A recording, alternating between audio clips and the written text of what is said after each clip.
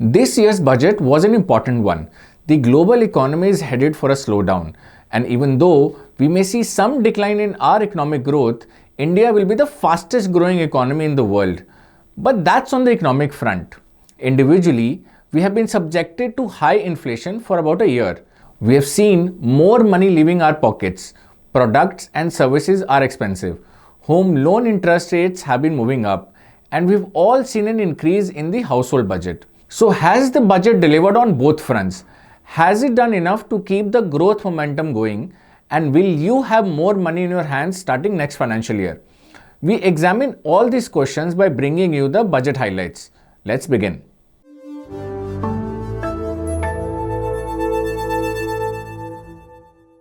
The budget has focused on 7 priorities for overall economic growth. These include inclusive development, reaching the last mile, infrastructure and investment, unleashing the potential of the economy, green growth, youth power, reforms in the financial sectors. There is a long list of announcements for each of these. The FM outlined how the government plans to empower women, boost agriculture, invest in education and research, including AI, and so on. However, the key highlight here was the capital investments. The government will increase its capex spending by 33% to 10 lakh crores in the next financial year. Capex spending is the investments government makes in different projects. They include roads, railways, logistics, etc. Now, since COVID-19, the government has been increasing capex spending with the aim of driving economic growth. For the current financial year, the estimate was 7.5 lakh crore. This is 24% more than what was spent the year before and more than double the amount spent on capex in FY20. And now, with this increase and private investments picking up, we can expect the economy to get a big boost in the next financial year. Okay, let's not get too technical here. In short, the investments made by the government will lead to better economic growth and job creation. Now let's talk about what the budget has for you.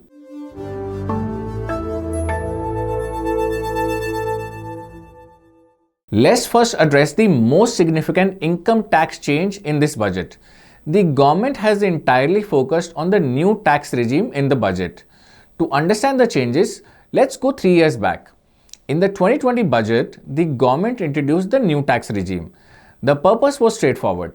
The government wanted to simplify taxation. The new tax regime didn't have deduction and exemptions. You pay tax on your income. But only a few opted for the new tax regime. Most taxpayers continued with the old tax regime as they could save higher taxes than the new one. In this budget, the government has made the new tax regime more attractive. It has changed the tax slab and added incentives to it. There are 5 such key changes. Let's discuss them one by one. First, the government has changed the tax slabs. You can see the new and the old ones on the screen. The new tax regime introduced in February 2020 budget had 7 slabs, but now the government has reduced them to 6 slabs. The tax outgo will be lower in the new one compared to the earlier slabs. Second, the government is offering a rebate to taxpayers earning up to 7 lakh. This is a significant change. Your tax outgo will be zero if your taxable income is less than 7 lakh now. Until now, this limit was 5 lakh in the new tax regime. So if you are earning up to 7 lakh, opting for the new tax regime is actually attractive. You don't have to worry about investing in tax-saving investments like ELSS, PPF, etc. Now, let's talk about the third change. The government has introduced standard deduction in the new tax regime. This is an interesting concept. In the old regime, the salaried class used to submit medical and transport bills to claim deductions from their salaries. The government realized that this was a burden. So it introduced standard deduction. Taxpayers could claim a straight deduction without submitting any bills. The government has brought this to the new tax regime as well. Each salaried person with an income of more than 15.5 lakh can claim a standard deduction of 52,500. So if your taxable income is 20 lakh, the standard deduction will reduce the taxable income to 19 lakh 47,500 rupees. The fourth change pertains to the reduction in the tax rate for individuals in the highest tax bracket. Currently, if you earn more than 5 crore in a year, you pay 42.74% tax. This is among the highest in the world, and it's because these taxpayers pay a high surcharge rate of 37%. This will now be reduced to 25%. This will result in a reduction of their maximum tax rate to 39% in the new tax regime instead of the 42.74% earlier. The final one is about leave encashment for retirees. There is some good news for people who are retiring.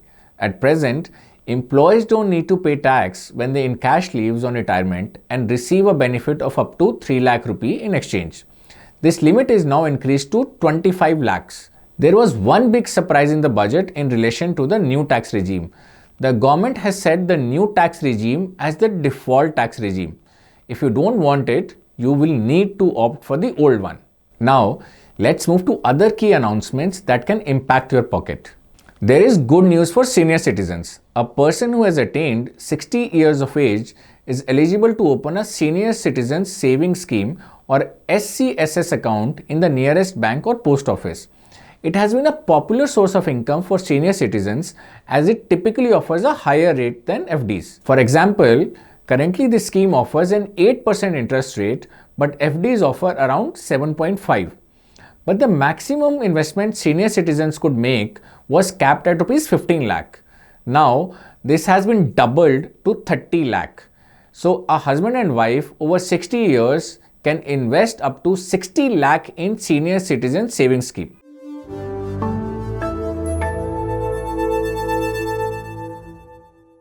There are many who prefer government-backed small savings schemes. Monthly income account scheme is one of the popular options. Until now, you could invest a maximum of 4.5 lakh in the MIS. The government has doubled the limit to 9 lakh rupees for a single account. For a joint account, the limit is hiked to 15 lakhs from 9 lakh earlier.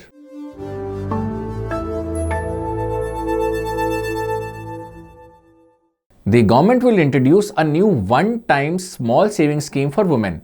It's called Mahila Samman Bachat Patra or Mahila Samman Savings Certificate. This deposit facility will be available for a 2-year period up to March 2025. It will fetch you an interest rate of 7.5%. The maximum amount that can be deposited under this scheme is Rs 2 lakh.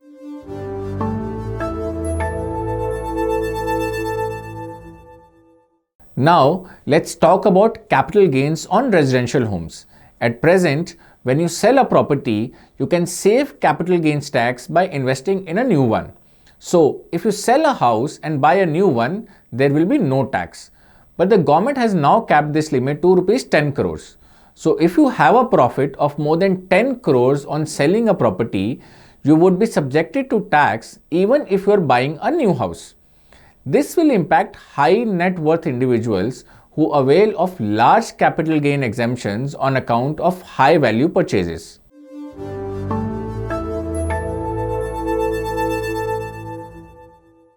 The last one on our list deals with traditional life insurance. Budget 2023 has proposed removing the tax-free advantage from traditional insurance plans. It affects policies issued on or after April 1, 2023 with an annual premium above Rs 5 lakh.